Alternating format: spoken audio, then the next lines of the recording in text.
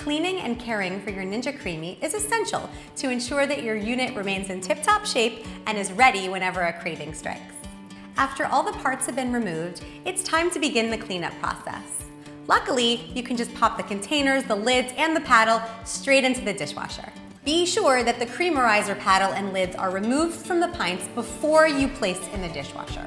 For best results, place in the top rack of your dishwasher to remove sticky ingredients.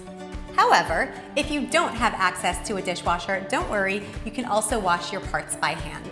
Simply wash your containers, lids, and paddle in warm soapy water using a dishwasher utensil with a handle. Once finished, air dry all your parts. To clean the appliance, easily wipe off the motor base with a damp cloth.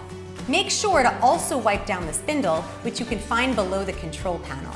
If liquid gets trapped between the motor base and the platform, simply raise the platform to clean. Lock the outer bowl into the motor base and then use a damp cloth to clean the area between the raised platform and the motor base.